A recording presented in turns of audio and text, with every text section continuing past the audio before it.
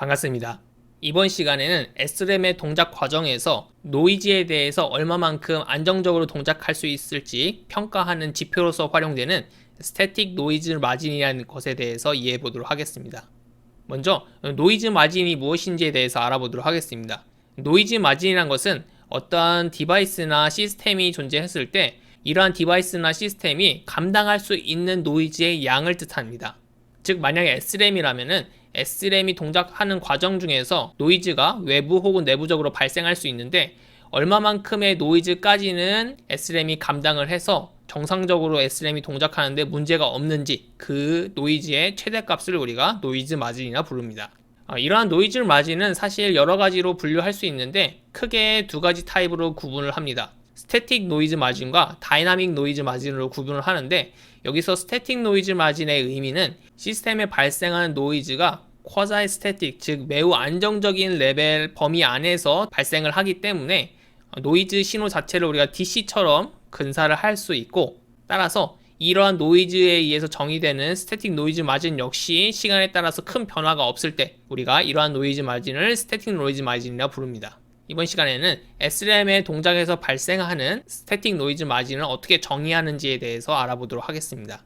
우선 SRAM은 두 개의 인버터로 구성이 되어 있기 때문에 인버터의 노이즈 마진에 대해서 알아보도록 하겠습니다. 노이즈 마진을 이해하기 위해서는 먼저 VTC, 즉 Voltage Transfer Characteristic이 어떻게 되는지 이해하는 것이 필요합니다. 이미 여러분들은 전자회로 과목을 통해서 인버터가 어떠한 동작을 하는지는 이해하고 있을 것입니다. 왼쪽 그래프는 이상적인 인버터에 대한 VTC 커브를 보여주고 있습니다. X축에 인풋 전압을 그리고 그 인풋 전압에 따른 출력 특성을 Y축에 그린 그래프입니다. 이상적인 인버터 같은 경우에는 0에 가까운 입력이 들어왔을 때 1의 출력을 내보내며 1에 가까운 입력이 들어왔을 때는 0이라는 출력을 내보냅니다. 그리고 이상적인 인버터 같은 경우에는 이 트랜지션 구간이 없습니다. 즉 이 트랜지션 구간에 대한 기울기가 무한대로 정의가 되기 때문에 어떠한 레인지에 있는 입력이라도 완벽하게 0 또는 1의 아웃풋을 출력할 수 있게 됩니다. 하지만 실제 인버터는 왼쪽 그래프와 같은 VTC 커브를 가지지 못합니다. 어느 유한한 범위를 가지는 이런 트랜지션 구간을 가질 수밖에 없습니다. 따라서 이 트랜지션 구간 안에 입력이 들어가게 되면 인버터는 0도 아닌 그리고 1도 아닌 애매한 출력값을 내보낼 수밖에 없게 됩니다. 따라서 실제 인버터에서는 이 트랜지션 구간을 다음과 같이 지점을 정해서 정의를 합니다. 지금 이 그래프에서 기울기가 마이너스 1이 되는 이 지점을 트랜지션이 발생하는 구간으로서 정의를 하고 이 두 지점들을 활용을 해서 노이즈 마진을 정의를 합니다. 인버터에서 노이즈 마진을 정의하는 방식은 다음과 같습니다. 왼쪽과 같이 VTC 커브에서 기울기가 마이너스 1이 되는 이러한 지점들을 정의하고 나면은 그때 해당하는 전압값들을 정의를 할 수가 있습니다. 즉 VIL, VIH, VOH, VOL 같은 값들을 정의를 할 수 있고요. 노이즈 마진을 이해하기 위해서 오른쪽 그림을 한번 살펴보도록 하겠습니다. 이 오른쪽 그림처럼 인버터 두 개가 서로 직렬로 연결되어 있다고 가정해 보도록 하겠습니다.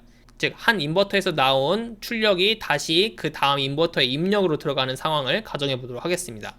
먼저 로우 레벨만 한번 살펴보도록 하겠습니다. 이 오른쪽에 있는 인버터는 이만큼의 로우 인풋 레인지를 가지고 있습니다. 만약에 이 범위 안에 전압 신호가 입력이 된다면은 이 인버터는 완벽하게 그 입력 신호를 0으로 간주할 수 있고, 따라서 1이라는 출력을 만들어내는데 아무런 문제가 발생하지 않게 됩니다. 그러한 영역을 지금 로우 인풋 레인지로 정의를 하고 있습니다. 이때 로우 아웃풋 레인지는 로우 인풋 레인지보다는 조금 더 좁은 범위로 설정이 됩니다. 그래야만 하는 이유는 이 로우 아웃풋 레인지는 결국 이 인버터의 출력을 의미를 합니다. 따라서 이 출력 신호에 외부나 혹은 내부적으로 노이즈가 이렇게 같이 섞일 수가 있습니다. 따라서 이 노이즈가 섞인 이 신호가 다시 또 다른 인버터의 입력으로 들어갈 것이기 때문에 만약에 로우 아웃풋 레인지가 너무 크게 되면은 노이즈와 이 출력 신호가 더해진 것이 이 로우 인풋 레인지를 넘어갈 수가 있게 됩니다. 따라서 일반적으로 이렇게 아웃풋 레인지를 인풋 레인지보다 조금 더 작게 설정을 하고 이만큼, 이 둘의 차이만큼은 노이즈가 발생하여도 인버터의 동작에 무리가 없게 설계를 합니다. 즉 이만큼 여기 지금 NML로 표현된 이만큼이 바로 로우 쪽에서의 노이즈 마진을 뜻하게 됩니다. 동일한 논리로 이 하이 쪽에서의 노이즈 마진도 동일하게 정의를 할 수 있게 됩니다. 다시 한번 요약하면 일반적인 인버터에서 인풋 레인지보다 아웃풋 레인지의 폭을 조금 더 좁게 설계를 하고 이 둘의 차이를 우리가 노이즈 마진으로 정의를 하게 됩니다. 그 다음은 SRAM의 VTC 커브에 대해서 알아보도록 하겠습니다. SRAM의 VTC 커브는 이 오른쪽 그래프처럼 그려집니다. 좀 복잡해 보이는데요. 우리가 하나하나 살펴보면 그다지 어렵지 않습니다. 다시 앞에 슬라이드로 돌아와서 이미 지난 시간에 배워보았듯이 SRAM은 두 개의 인버터가 서로 맞물려져 있는 구조를 가집니다. 그리고 두 개의 노드를 가지죠. N1 노드와 N2 노드라는 두 개의 노드를 가지게 됩니다. 이 두 개의 노드의 전압에 대해서 우리가 트랜스퍼 커브를 그려보면은 SRAM의 VTC 커브도 쉽게 유추할 수 있습니다. 우리가 이번 시간에 배워보았듯이 오른쪽 인버터에 대해서 VTC 커브를 그려보면은 N1 노드에 전압이 입력이 되고 그때 출력이 N2 노드의 전압이 됩니다. 그리고 이 둘 사이의 관계는 대략 이런 형태의 커브를 가지게 되겠죠. 마찬가지로 이 왼쪽의 인버터에 대해서 VTC 커브를 그려보면은 이때는 입력이 V, N2가 되겠고요. 그리고 Y축, 즉 출력은 V, N1이 됩니다. 따라서 형태는 또 비슷한 이러한 형태의 커브 모양을 가지게 되겠죠. 따라서 이 둘을 한꺼번에 그래프로 그리게 되면은 이 슬라이드의 오른쪽 그래프와 같이 그려지게 됩니다. 지금 빨간색으로 표현된 이 커브는 인버터 2라고 표현된 이 인버터의 트랜스퍼 커브를 보여주고 있습니다.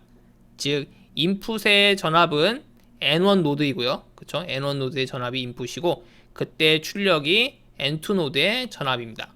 따라서 N1 노드와 N2 노드를 X축, Y축에 그려서 얻어낸 커브가 지금 빨간색으로 그려져 있고 반대로 이 왼쪽에 파란색으로 표현된 인버터는 인풋이 N2 노드의 전압입니다. 그리고 아웃풋이 N1 노드의 전압이기 때문에 커브가 뒤집혀진 형태로 그려져 있습니다.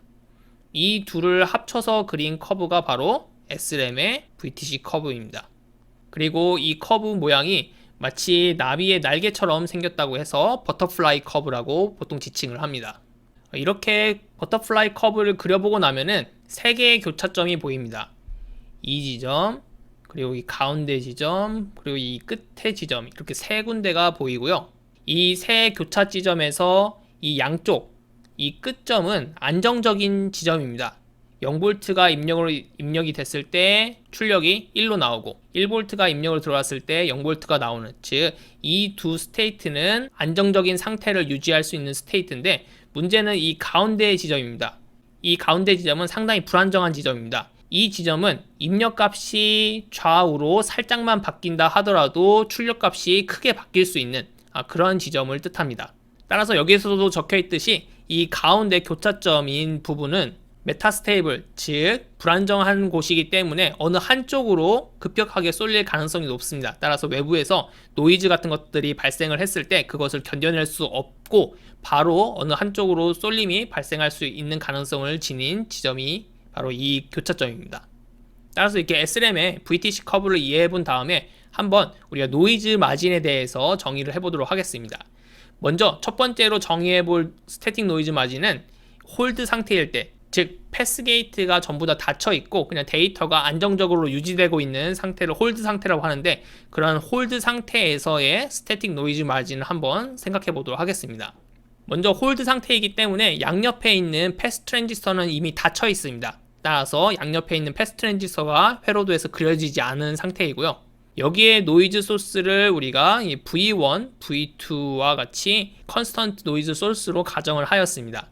이러한 노이즈 소스가 내부적으로 발생하고 있는 상황을 가정해보면 이러한 노이즈 소스, 즉 V1, V2만큼 입력값이 더해지기 때문에 인버터의 트랜스퍼 커브가 이렇게 V1, V2만큼 쉬프트하게 됩니다. 이렇게 노이즈 소스에 의해서 각각의 인버터의 트랜스퍼 커브가 쉬프트하게 되면은 이 불안정한 포인트, 즉 이 교차점도 마찬가지로 어느 한 지점으로 이동을 하게 됩니다. 만약에 이 불안정한 포인트가 양옆에 이 안정한 지점과 만나게 되는 순간 SRAM은 전혀 정상적으로 동작할 수 없게 됩니다. 따라서 SRAM에서 홀드 동작을 할 때, 즉 메모리의 상태를 가만히 유지하고 있을 때의 SNM, 스태틱 노이즈 마진은 다음과 같이 정의를 합니다. 이 버터플라이 커브에서 최대한 큰 면적을 가질 수 있는 정사각형을 그립니다. 이렇게 최대 크기의 정사각형이 그려졌을 때 그때의 대각선의 길이를 홀드 상태의 스태틱 노이즈 마진으로 정의를 합니다. 다시 이야기하면 이 가운데의 그림에서 살펴보았듯이 노이즈 소스의 크기만큼 VTC 커브가 쉬프트를 하게 됩니다. 그리고 그러면서 이 교차점이 이동을 하게 되므로 이 V1과 V2가 최대한 쉬프트할 수 있는 크기가 결국은 홀드 상태에서 메모리 상태를 그대로 유지할 수 있는 노이즈 마진이 됩니다. 따라서 이 두 값에 의해서 사각형이 하나 만들어질 수 있기 때문에 이 사각형이 최대한 면적을 가지는 정사각형을 하나 유도해내고 이때의 그 대각선의 길이를 스태틱 노이즈 마진으로 정의를 합니다.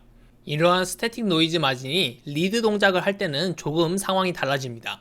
우리가 지난 시간에 살펴보았듯이 리드 동작 중에는 빈라인 모두 하이 상태로 프리차지 되고 양쪽에 있는 패스 게이트가 열립니다.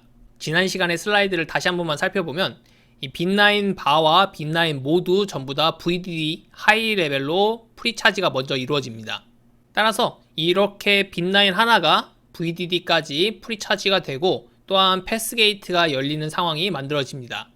따라서 이 오른쪽 인버터 2만 한번 우리가 살펴보았을 때 입력 신호, 즉 N1 노드의 전압이 0에서 1로 바뀐다고 가정했을 때 이 출력 N2 노드의 전압은 1에서 0으로 바뀌는데 실제 상황은 이 N2 노드에 이 패스 게이트가 열려 있고 이 하이로 프리차징된 빈라인 바와 이 N2 노드가 연결이 되기 때문에 인버터의 커브가 지금 빨간색 커브처럼 조금 변화가 발생을 합니다. 특히 어디 구간에서 발생을 하느냐, 이 구간에서 완벽하게 0이 되지를 못합니다. 즉 N1의 전압, 입력의 전압이 1이 되었을 때 이 N2 노드의 전압이 이 빈라인 바와 연결이 되기 때문에 완벽하게 0이 되지 못하고 0보다는 조금 더 큰 포텐셜을 가지게 됩니다. 이러한 동일한 현상이 이 왼쪽의 인버터, 즉 파란색 커브로 표현되는 인버터에도 발생을 하기 때문에 이만큼의 커브의 쉬프트가 발생을 하게 되었고, 따라서 전체적으로 이 버터플라이 커브 안에서 그릴 수 있는 사각형의 면적이 홀드 동작일 때보다 훨씬 더 작아집니다. 그 말을 바꿔서 이야기하면 리드 동작이 홀드 동작보다 더 노이즈에 취약하다는 것을 뜻하게 됩니다. 이러한 리드 동작의 스태틱 노이즈 마진을 더 증가시키려면 이 베타 레이시오 값을 우리가 키워줘야만 합니다. 우리가 지난 시간에 리드 동작의 페일을 방지하기 위해서는 베타 레이시오 값이 크면 클수록 좋고 일반적으로는 이 정도의 값을 가진다라고 이미 이해를 해 보았습니다. 다시 한번 생각해보면 이 베타 레이시오라는 것은 이 풀다운 트랜지스터와 패스게이트 트랜지스터에 서로 전류를 흘려줄 수 있는 비율입니다. 이 풀다운 트랜지스터가 패스게이트보다 전류를 더 잘 흘려줄 수 있으면 베타 레이시오가 증가를 하게 됩니다. 다시 이 그림으로 돌아와서 이 풀다운 트랜지스터가 전류를 이 패스게이트보다 더 잘 흘려줄 수 있으면은 리드 동작에서 페일이 발생하지 않게 됩니다. 이러한 사실을 우리가 스태틱 노이즈 마진과 같이 한번 생각을 해보면 이 풀다운 트랜지스터가 전류를 더 잘 흘려준다는 것은 풀다운 트랜지스터가 만들어내는 저항이 작고 그 대신 상대적으로 이 패스게이트가 만들어내는 저항이 크다는 것을 뜻하게 됩니다. 따라서 풀다운 트랜지스터의 채널 저항이 작으면 작을수록 리드 전류가 흐를 때 N2 노드의 전압이 훨씬 더 낮아질 수가 있습니다. 즉 이 값이 조금 더 아래쪽으로, 즉 0에 가까운 값으로 가질 수 있게 됩니다. 결론적으로 이 베타 레이시오 값이 크면은 우리가 지난 시간에 이해해 보았듯이 리드 동작에 페일이 발생하는 것도 막을 수 있으며 또한 리드 동작에서 발생하는 스태틱 노이즈 마진도 훨씬 더 키울 수 있게 됩니다. 이 그래프는 베타 값에 따라서 달라지는 리드 동작에서의 스태틱 노이즈 마진의 결과를 보여주고 있습니다. 그래프에서도 볼 수 있듯이 베타 값이 크면은 동일한 VDD를 가질 때 리드 동작에서의 스태틱 노이즈 마진이 상대적으로 더 큰 것을 볼 수가 있습니다. 사실 베타 값에 따라서 달라지는 스태틱 노이즈 마진은 우리가 손으로도 계산을 할 수가 있고 여러분들이 회로 교재들을 참고해 보시면은 계산하는 과정도 나와 있습니다. 제 강의에서는 디테일한 회로 해석 같은 것들은 배제를 하려고 하기 때문에 그 과정은 생략하도록 하겠습니다. 그 다음은 마지막으로 write 동작을 할 때의 스태틱 노이즈 마진에 대해서 생각해 보도록 하겠습니다. 우리가 지난 시간에 살펴보았듯이 write 동작을 할 때는 그 쓰길 원하는 데이터에 따라서 빗라인의 프리차지가 결정이 됩니다. 즉, 이 그림에서의 예시와 같이 N1 노드에 0이라는 데이터를 쓰고 싶으면은 그 노드의 빗라인을 우리가 0으로 프리차지를 하고, 그리고 반대쪽에는 이제 하이로 프리차지를 하게 됩니다. 이때 앞에서의 리드 동작과 다른 점은 어느 하나의 노드가 이렇게 0으로 프리차지된 빗라인과 연결이 된다는 점입니다. 지금 이 상황에서는 N1 노드가 0으로 프리차지된 빗라인과 연결이 이루어집니다. 따라서 인버터 1에 해당하는 트랜스퍼 커브를 생각을 해보면 이러한 인버터 1의 입력 전압은 N2 전압인데 N2 전압이 0에서 1로 바뀌는 상황입니다. 0에서 1로 바뀌기 때문에 N1의 전압은 원래는 1에서 0으로 바뀌어야 합니다. 즉, 이 인버터 1의 트랜스퍼 커브가 앞에서 보시는 바와 같이 이런 식의 형태를 가져야만 하는데, 이 N1 노드가 0으로 프리차지된 빗라인과 서로 연결이 됩니다. 따라서 이 N1 노드의 전압이 1까지 상승을 할 수가 없습니다. 따라서 원래 인버터의 트랜스퍼 커브가 지금 보시는 그림처럼 이런 식으로 N1 노드의 전압이 1까지 상승을 할 수 없는 상황이기 때문에 이 값이 충분히 낮춰져서 이러한 형태의 트랜스퍼 커브를 가지게 됩니다. 따라서 이러한 상황에서는 이 두 커브가 만나는 교차점이 이 안정한 포인트밖에 발생하지 않습니다. 중간에 교차하는 지점이 없기 때문에 불안정한 포인트는 발생하지 않게 되고, 따라서 안정적으로 write 동작을 하기 위해서는 이 두 커브가 만나지만 않게 하면 됩니다. 즉, 이 두 커브 사이에 최대한의 크기를 가질 수 있는 정사각형의 크기를 그려서 그때의 대각선의 길이를 write 동작의 스태틱 노이즈 마진으로 정의를 합니다. 이 크기 이상으로 뭔가 노이즈가 발생을 하여서 커브가 다시 시프트해서 이 두 커브가 만나게 되면 그 교차점이 불안정한 포인트로 작용을 하기 때문에 이러한 식으로 우리가 write 동작에서의 스태틱 노이즈 마진을 정의를 할 수가 있게 됩니다. 이번 시간에는 이렇게 노이즈 마진이 무엇인지, 그리고 스태틱 노이즈 마진이 무엇인지에 대해서 이해해 보았습니다. SRAM의 스태틱 노이즈 마진을 이해하기 위해서 우선 인버터의 스태틱 노이즈 마진을 한번 이해를 해 보았고, 인버터 두 개가 서로 맞물린 SRAM 같은 경우에 각각의 동작, 즉 홀드 동작, 리드 동작, write 동작에서 어떠한 식으로 VTC 커브에 변화가 발생하는지 이해해 보았고, 그렇게 변화된 VTC 커브에서 어떤 식으로 스태틱 노이즈 마진을 정의하는지 알아보았습니다. 이러한 스태틱 노이즈 마진은 SRAM의 성과를 평가하는 지표로서 가장 흔하게 사용되는 지표입니다.